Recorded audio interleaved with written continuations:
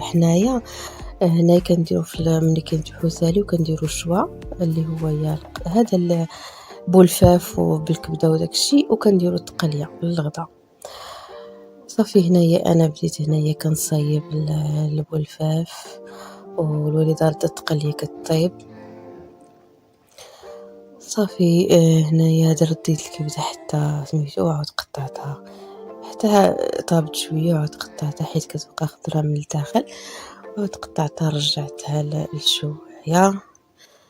المهم كلشي خدام، كلشي الدراري كلنا حنايا خدامين، شي كيصايب الشحمة، شي كيدير هادو كيجمع في القتبان، شي كل واحد شنو تيدير.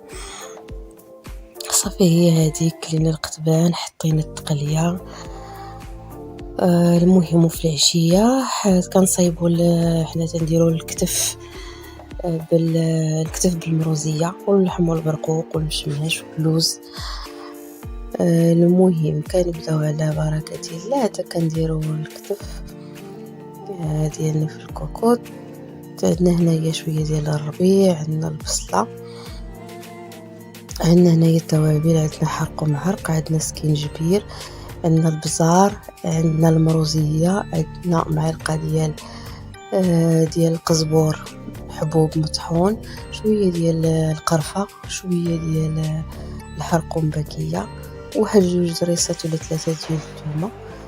صافي كنقادوهم هكذا، كنفرملوهم مزيان.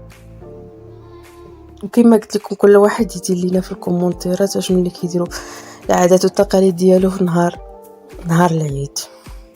حنا العادات والتقاليد ديالنا هكا كنديروا الشو والتقليه، وفي الليل كنديروا الكتف بالمروزيه.